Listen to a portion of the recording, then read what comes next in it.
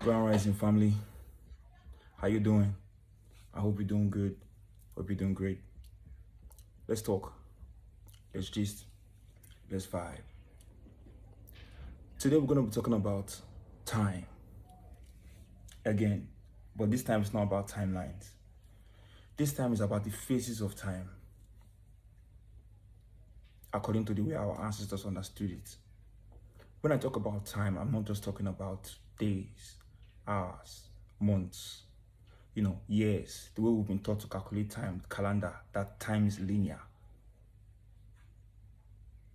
What I'm here to talk about today are the phases of time, which consist of conception, birth, maturity, and death.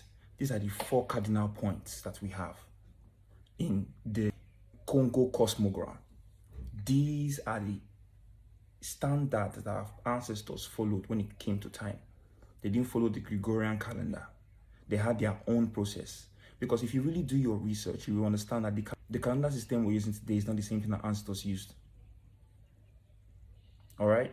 They had a more in-depth understanding of time that was more in sync with the universe, with the cosmos, with the dimensions. Because they let spirit lead their findings, their discoveries. That's why they were spiritual, not religious. Now, this is what the Congo cosmogram looks like. Can you see it? Study it very well, because this is the beginning of a whole lot of discussions and important topics. From the conception, which is the beginning of a thing, to the birth, which is the delivery of a thing, to the maturity, which is the process whereby this thing gains enlightenment. Whatever was conceived, whatever was birthed, whatever was produced, gains enlightenment and maturity. And then, of course, death comes at the end. But beyond this simple conception, birth, maturity, death phase that I've explained to you, these four cardinal points are also spiritual in the sense that they can be linked to deities. Oh yes, they are deities that are responsible for the conception of ideas. They are deities that are responsible for what? The birthing of ideas. This is what it means to be reborn. If something is not conceived, it cannot be born. And if something has gone through the all phases of conception, birth, maturity, and death, then it has to then the cycle is completed. When all four phases has been done, a cycle is completed. That means an idea was conceived, it was birthed, that means it was produced, it matured, it grew, and then it died, it left. So when people give you the concept of, oh, there is hellfire, or there is heaven, or our ancestors never bought such stupid thinking. You know why? Because they understood that after death, there has to be a conception again. It's a cycle. It has to keep on, repeating itself. That's what time does. So when somebody tells you that there's a separate time where somebody goes to suffer, where they will burn you in the spirit realm, it doesn't make sense. Without proper research, we will not be able to reconnect with what our ancestors understood, understood, and overstood.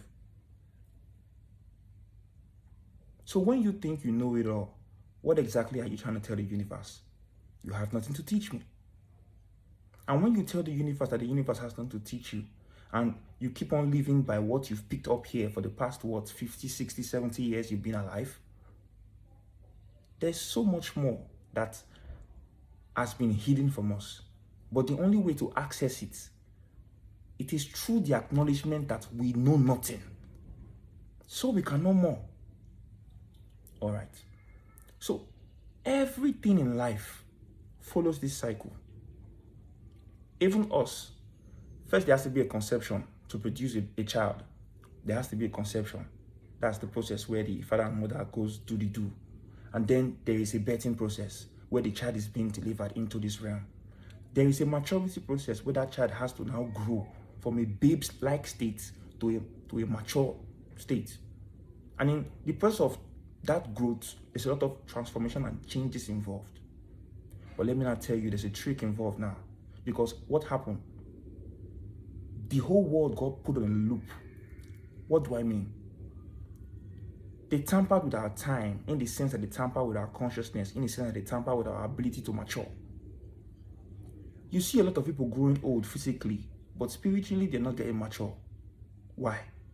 Because they've been hooked to a program that put them in a loop. You keep on twisting them around. Don't worry, heaven or hell. Whatever you do here, it's just only sin. Don't sin, but heaven or hell. It's a programming. When they repeat that long enough, they're not telling that the fear of God is the beginning of wisdom. All these kind of conversations, what they're doing, they're programming fear into their subconscious so that they cannot rise in vibration. Because fear is a low vibration. So if you're in that state of being scared, you can't reach enlightenment. And when you're not enlightened, you're stuck in a loop. You continue believing the same thing your parents believed before your parents. Do you get what I'm saying? You don't break curses that way. The way you break curses is by acknowledging that, first of all, something is not right here. If everything was okay, people won't be suffering. The fact that things aren't okay is proof that you need to change your approach. And before you change anything you're doing physically, you have to first change it mentally, neurologically, spiritually. This is why they say the spirit realm controls the physical. So if you don't tap into yourself, connect with your higher self, how are you going to know what to do? You're going to keep following man.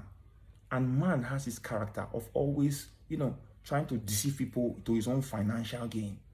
So before you have sense, it will take time. And only God knows if you will still be able to, want to go on the journey, because you will have been through so much hurt. Because why? You put your trust in men. Put your trust in spirit. The spirit that guides you. The spirit that protects you. The spirit that taught your ancestors. The same ancestors that are inside you. That is all you need. So when they try to program you that this is not what time is, this is what time is, they're programming you based on their own system. You know why? Because they want you to have certain celebrations at certain times. Our planet runs on phase. That's why you see everybody keep talking about the end is here, the end is here. How do you know the end is here? Were you here in the beginning? Or if you were here in the beginning, do you remember being here in the beginning?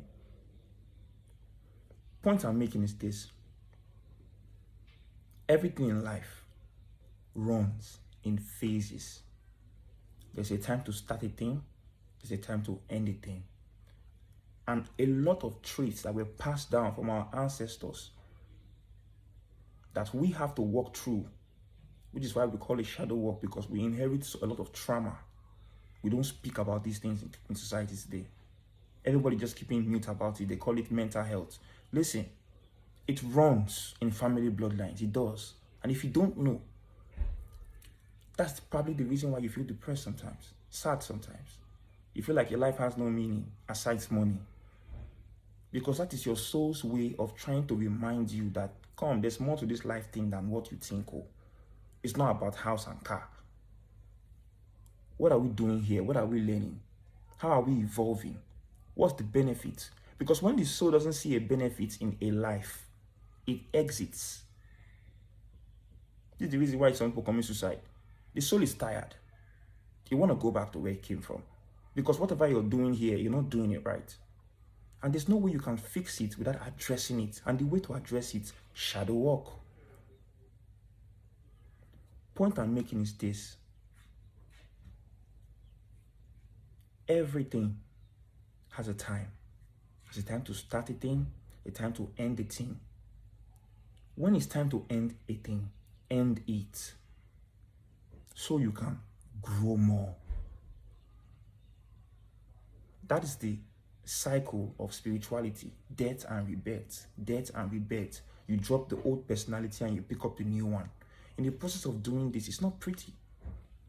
But you will become better. And you will become happier. Because you will be in a higher vibratory state. And people will not be able to control you anyhow anymore. I hope what I've been able to say reached you.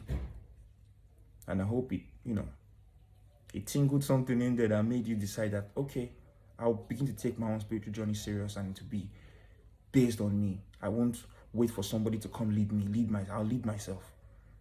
That's what I want for you. That's what we all need. We need to be our own heroes. There's nobody coming to save us all. So we have to save ourselves.